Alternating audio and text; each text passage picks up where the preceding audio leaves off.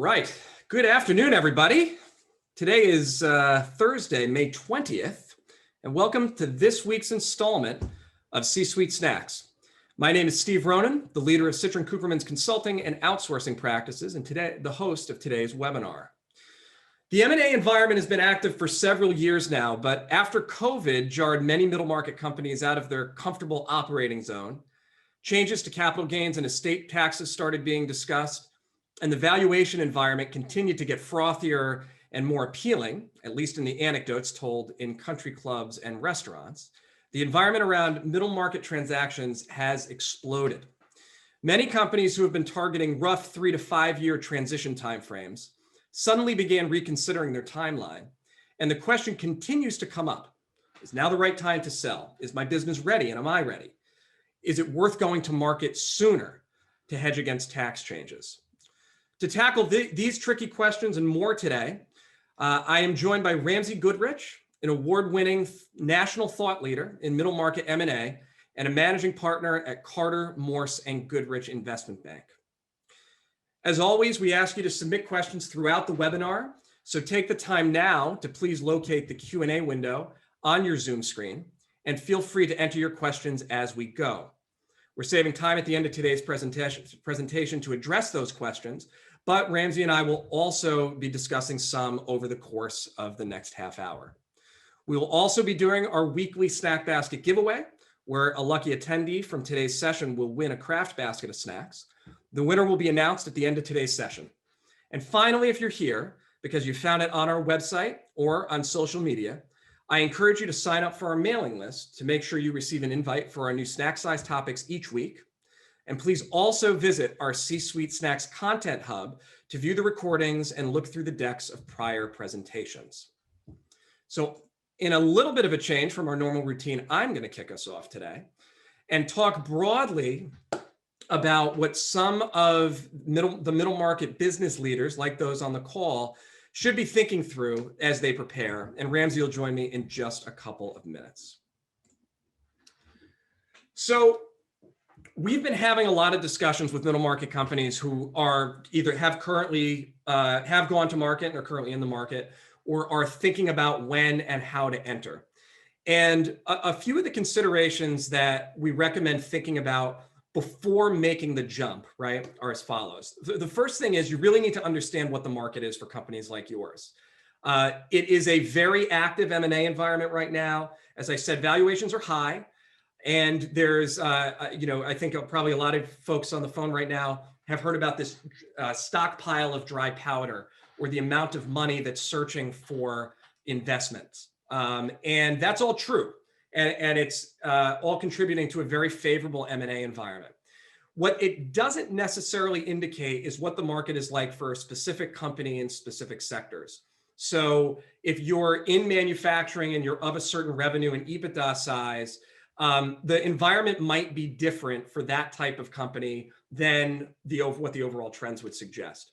So in the event that you're considering going to market, making sure that you're getting some advisors to give you insight on what it is, not just at a macro level, but also what the environment looks like for companies that meet your criteria is really important. Secondly, is the business prepared for a sale? Now, Ramsey will talk a little bit about this, but the key for getting maximum value in a process is making sure that the company is adequately prepared. And adequate preparation can take several different approaches depending on what you need to do. We've had a lot of companies need to clean up things like cost data. We've had companies need to look at management teams and getting their organizational structure in line, et cetera. So getting a real handle on what it's going to take to prepare your business for sale for your specific situation is really important. The next one, and this one we just added because we've had probably 3 or 4 calls over the last week about people who have started the sales process, but now suddenly there's real meaningful work that need to be done on the personal side. And things like your trust and estates, the wealth planning and establishing a target value is really, really important, and understanding what you need to get out of the sale, and looking at things like gift planning, charitable planning, other ways that those proceeds will be used and distributed. Very important to do ahead of time, and the earlier the better, because that can all become really a rush that makes it hard to do things the right way once you get into a process. And then the last and most important thing, from the perspective of getting started well and running a smooth process, is making sure that you've got the right advisory team in place. Ramsey and I will touch on this a little bit later, but do you have those key trusted advisors identified? Your accountants, your investment bank, advisors around value improvement and how you're going to change the business or position the business to make sure that you're getting the maximum cash out at the end of the transaction. The right attorneys, you might need personal attorneys, you'll need an M&A transaction attorney, and then finally your wealth managers. If any of those holes have not been filled yet, and you're thinking of going to market, now's the time to start to identify those folks. And if you have one or two of them identified, that's a good place to start and start getting recommendations with people that those folks have worked with before. And talking about investment banks, I'd now like to turn this over to Ramsey Goodrich from Carter, Morse & Goodrich, as I mentioned earlier, who will walk us through a little bit of the current state of the market and set us up for a discussion on how to get your company ready for sale and decide whether to go to market. So Ramsey, welcome. Thanks for being here. Thank you, Steve. I'll go ahead and flip the slides for you so you can just kind of tell me when you want to move on, all right? Okay, perfect. Hey, first of all, let me apologize for being a minute late. The best laid plans never quite work out as expected, so I apologize for that. But as Steve has been saying all along, now is a really interesting time in the marketplace, without question. If you look at sort of the general dynamics of what's happening in the marketplace right now, there's plenty of cash on the sideline waiting to be put to work, both in strategic buyers. If you look at the S&P 500, it's $1.7 trillion of cash right now, low leverage ratios. Private equity folks are sitting on $750 billion worth of capital that they need to put to work or else they don't get paid. And so there's capital available, debt is available, lenders are lending again, not necessarily the big money center banks, but there's non-bank lenders that are funding acquisitions pretty aggressively. So plenty of capital there to be done, but is there the motivation to get it done? And what we found is that in this slow, steady growth environment, notwithstanding COVID, we'll talk more about that later, in a slow, steady state growth, buyers are looking for growth. And if you're only growing at 2, 3, 4% a year, how do you grow faster than that? The easiest way is through acquisitions. And what's a good use of cash? Well, I can either pay a dividend, I can buy back shares, or I can buy growth and get into new markets or buy new technology or get the management talent that I need. And so certainly there's an impetus to do it more than you would think. The other side of that is right now there's a supply and demand imbalance. There are more buyers and more investors than there are sellers. And that's been true. It's generally true sort of even in the steady state.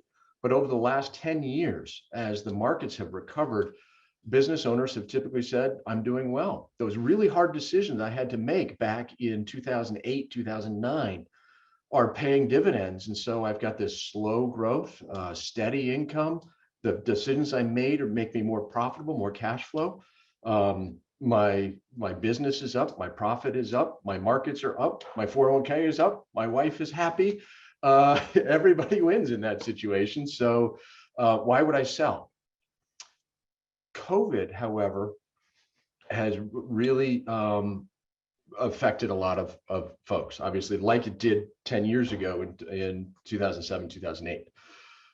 The difference with COVID is that most people look at that as being temporary. It was an extraneous health crisis, not an economic issue.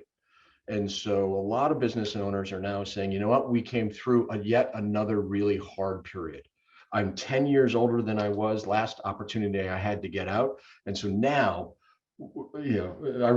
this has been a shock to the system. It's introduced a new appreciation of risk, not internal, but external risk. So that now folks are saying, you know what, maybe time's good. And I've got enough money in the bank and I've made enough money over the last 10 years that I'm probably okay. There's more to life than working. And if I've got enough money in the bank, maybe now's the time to get out. Exacerbate that on top of a new tax administration that has come in with the threat of much higher capital gains taxes, much higher income taxes. A lot of folks are saying, get me out. Maybe now is the time to get out. And there's a huge rush to the exits right now for most privately held, family operated business owners. Certainly, we've been busier than ever.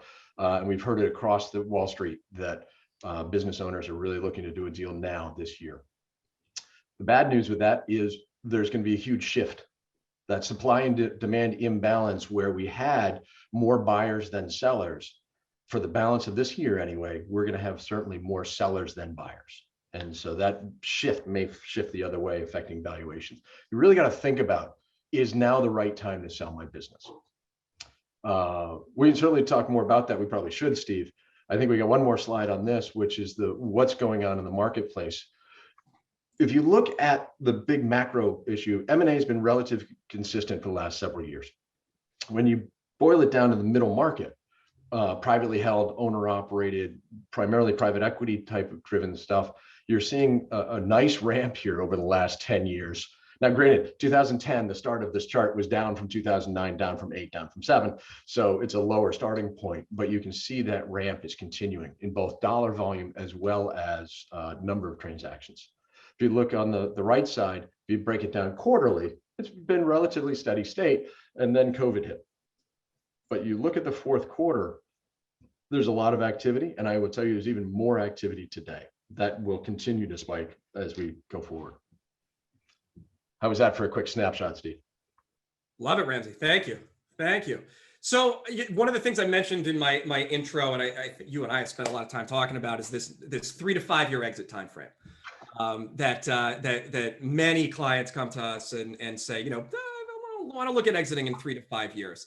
What are the environmental factors right now that should make people consider accelerating that and clarifying kind of a more discrete time frame to go to market? Absolutely.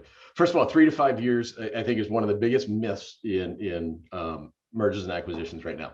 Everyone always says 3 to 5 years, and why? 3 years is soon enough that I can taste it and I'm really thinking about what I can do next. But 5 years is long enough that I don't actually have to do anything about it yet. And so it's always that myth. And if you go back and look at exit planning and transaction preparation, that 3 to 5 years has been consistent for 20 years. And so if that's true, how come there's not more businesses for sale? But anyway, so your question is, how do we, should I be thinking about doing a deal right now?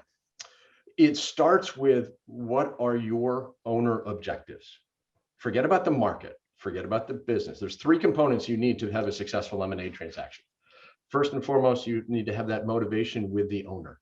Am I doing the right thing for what I want to do?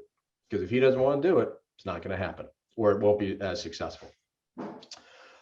Is the company ready? Have I prepared the company and getting ready for the transaction? And third, is the market ready? Market's always going to be ready, right? There's always a willing buyer. If there's a willing seller, there's always a willing buyer. Now you're talking about price. But let's focus on the first two, which I think the more important ones. Is the owner ready?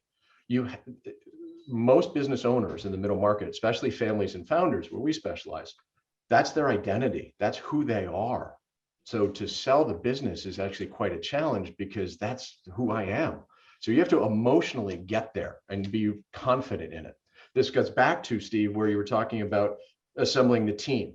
You've got to have the wealth advisor, the trust and estates advisor, the M&A banker, the lawyer, the lender, the accountant, everybody that surrounds that, to make sure that that owner is taken care of and that the business is taken care of before you embark on anything. Your next obvious question is going to be, should I try to get it done this year? If you haven't started yet, it's going to be a real stretch to do it this year. So you could race to the exit, but we'll talk about that in a little bit. Well, yeah, I mean, let's go to that, because I think certainly there's still some concern about these tax proposals and how it will impact proceeds at the end of a sale, right? How are you advising clients right now on factoring potential tax impact into the timeline? It comes down to, we always try to take a look at after-tax proceeds. So it comes down to the value inflection points. Right now, yes, you could get out now and pay less taxes, but what's the cost of getting out now? Let's use a standard example. If you have a business, a $50 million business doing 5 million of EBITDA, 10%, it's a good solid business. A lot of wealth has been created by that business. Let's say it's worth 8 times, call it 40 million, right? Assuming you're at a zero basis, you now have a 20% gain on that. $8 million is going to be paid to the federal government. So it's reality, death and taxes. So now the question is, if you race to market now without being emotionally prepared, number one, it's going to be a tough transaction process. And number two, if you're racing to the exit, the company may not be ready yet. It may have due diligence issues. It may have, and then you overlay the supply and demand challenge. And now maybe that 8 times business in a normal market, because of everything, that the rush to the exit, the owner desire to get out, the negotiating strategy, you got to get it done by year end, that might be worth 6 times. So now, for the sake of saving a couple dollars on the taxes, you've now gone from an 8 multiple down to a 6 multiple. You've gone from 40 million to 30 million. You still have the tax problem on top of that. If, however, you think about it and say, well, maybe if I have make some right investments and really focus on the value of my business, I can increase my valuation from an 8 standard multiple to maybe a 10 multiple tomorrow. So now that $40 million business, if it's done right with the right motivation and the disciplined competitive process, maybe you get 10 times for that. So now all of a sudden that $40 million business is worth 50. So don't let the tax tail wag the transaction dog at the end of the day.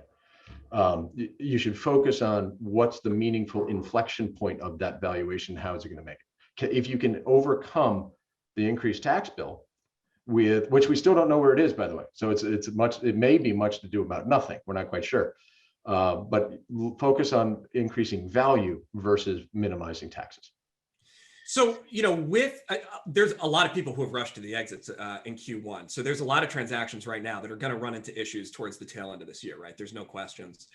What are some of the things that are going to happen because some of these companies weren't prepared? What's going to make these deals get painful and go, probably die in some cases? I hope not. But I was listening to something this morning was saying that most of the transactions that come to market fail to close. So first of all, make a commitment if you're going to do a transaction once in your lifetime or once in multiple generations of family, do it right. Really make the commitment, make the investment into doing it right and maximize value. The one opportunity you have to do that right.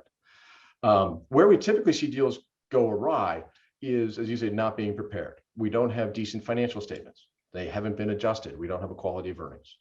Most of the time, there's a disconnect between what the owner thinks the business may be worth and what it actually is worth out in the open market, especially with supply and demand imbalance.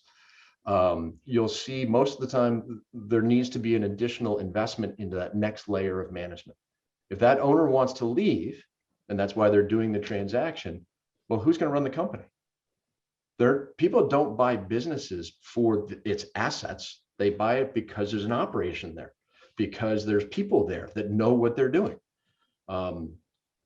We could spend a whole nother session on that. But so having the people side of things, having the financial side of things have to be there.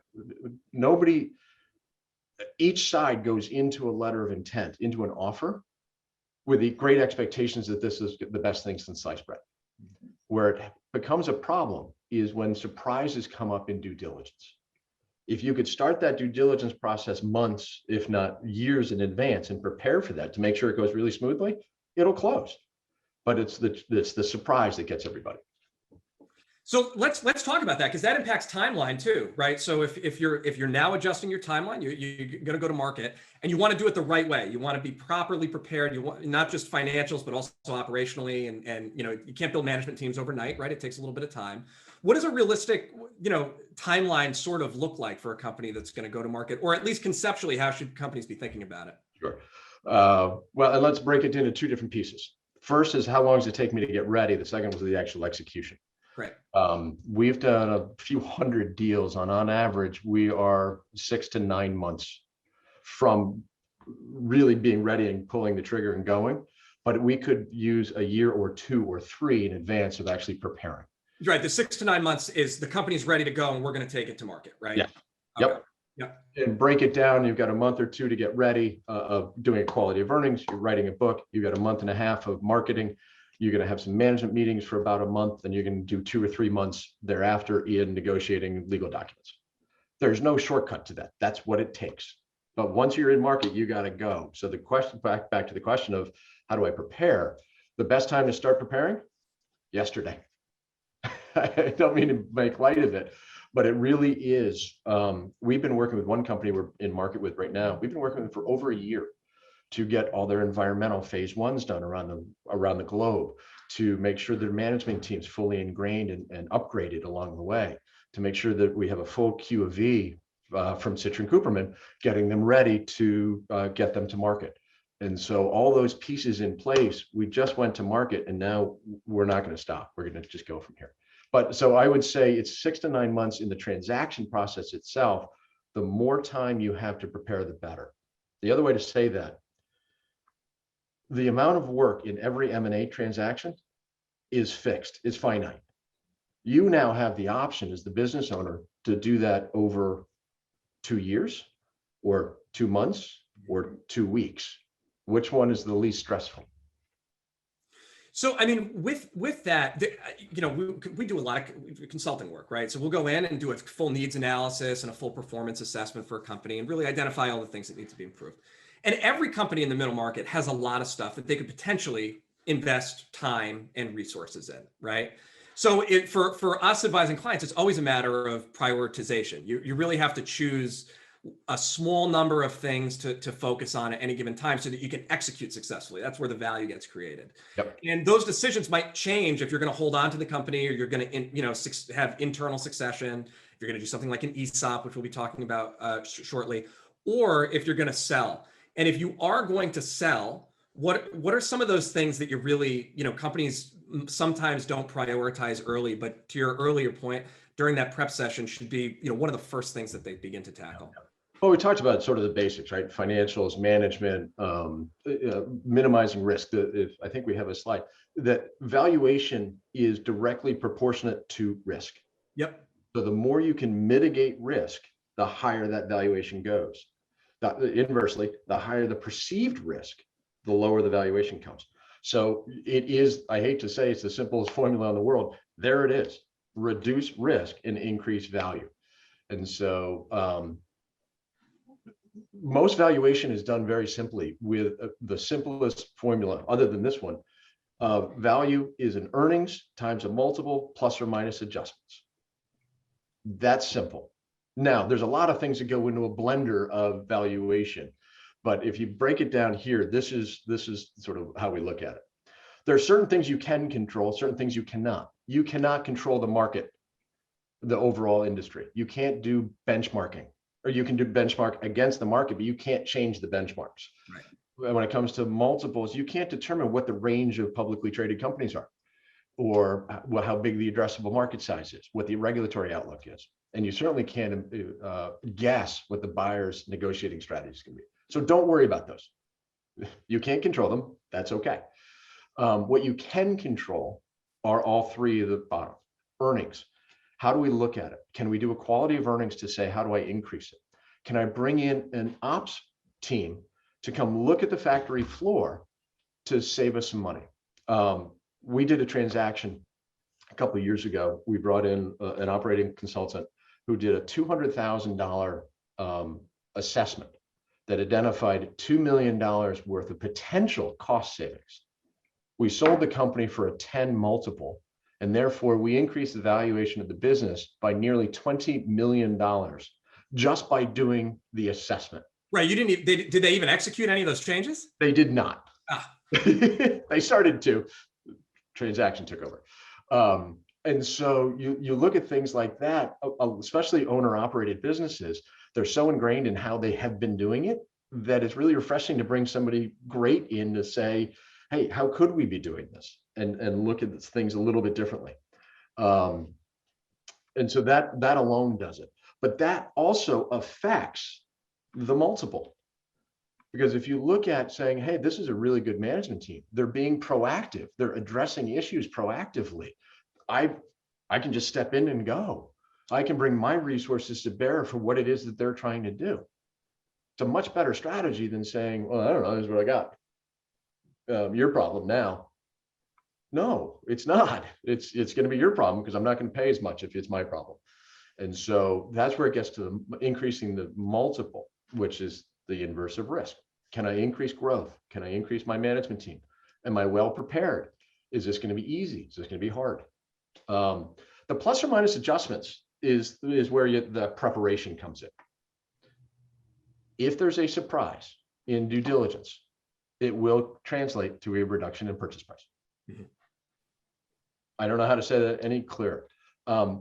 Each side goes in with assumptions. And this is where we spend an enormous amount of time looking at that letter of intent and making sure that all the bad news is already on the table so that there's nothing but good news or confirmatory news when we get into due diligence. Right. So never say buyer beware. That will always come back. So our goal is to minimize, if not eliminate, adjustments. For political reasons, we put plus or minus adjustments. In the 100+ deals that I've done, I've had one positive adjustment out of 100. Don't bank on the positive. It will only go down once you say yes. So you're saying there's a chance. That's really interesting. Now, when you get to that point, I mean, there's a lot of work, obviously, on the part of the buyer to go through this whole process, right? But especially with strategics, I think private, closely held businesses, they really value the work and intellectual kind of effort that went into building the business and making it, a good company, something that's worth selling. And I think a lot of those companies get concerned about, people taking their ideas and doing it themselves, taking the opportunity, the due diligence process to sort of internalize the value and not buy the company. How valid of a concern is that? Is there anything that you do to guard against it? Not at all. It's not a valid choice. And the other one that is the big fallacy is that all of my people are going to get fired the day after closing. That's not true either. People are buying these businesses because of the people, because of the intellectual capital that's there, because of the opportunity to do better. So you look at the dynamics there, and first of all, you're not going to disclose the code to all your intellectual property. You're not going to disclose how you do it. There's so much knowledge in the people that are on the factory floor or that are executing every day. That's where the power and the value of the business is. We've looked back actually on this exact topic. We look back on the last 20 or 30 transactions we've done, and in each and every case, every single case, there has been a more investment in people, bigger investment into automation, into management, into expertise. No one's, other than by choice, nobody's left these companies in the middle market. It may be true if you're doing the multi-billion-dollar thing and the cost synergies is a motivating factor to round out the justification. But in middle market companies, that's not true. You're buying the people, you're investing in the people that can make it happen. And so whether that be the institutional know-how of how to get it done, if that machine operator leaves tomorrow, who's going to run the machine? Who knows the quirkiness that you got to kick it under the tin pan to get the thing to start correctly? Nobody knows that except for the guy who does it every day. You can't replace that institutional knowledge or the know-how overnight. Yeah, I think it's a really important point, especially for family-owned businesses to hear, because the people are just so important to them. We had a question come in on retrades. How do you address retrade offers on agreed upon price if you don't have a kill fee for buyers who are dealing in bad faith? Great question. I think the biggest way to avoid a retrade, first of all, is competition.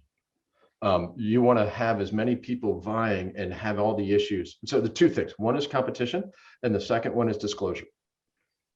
The only reason that there would be a retrade is because new information has come out.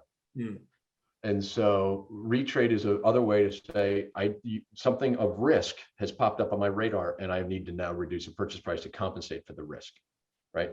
It may be an expense that we didn't know about. It may be an expense that I think I might have to take. So if you are diligent, and again, it goes back to preparation and full disclosure, there should never be a retrade once you've agreed to a purchase price. Things happen post LOI, pre-closing, but usually those can be managed. Those are normal course. So if there's a retrade that tells me that something wasn't disclosed or positioned correctly, one of the things, one of our strategies is we in our books or in our outreach, we identify the weaknesses of the business. Why? Why would I ever tell a buyer about my weakness? Because that's where the opportunity lies. That's where they can do better. And so that full disclosure and converting weakness into opportunity, that, hey, by the way, I've got a weakness over here, but you're really good at that. Now all of a sudden there's a more compelling reason to buy the business. The other side is competition. The more people you have, and you'll have better faith. At the end of the day, the purchase price range of values after a competitive process is going to be really tight. And then you've got to look at what's my certainty of closing and who do I like better. It's amazing to me that business owners, when you start the transaction, it's all about value, value, value, price, price, price. In the end, most of our owners leave millions of dollars on the table because I like them better. They're going to take care of my people. My people can do well with these folks. They'll maintain my reputation. You can't put a price tag on that. And so, sorry, I digressed from your question about it. But important point, yeah.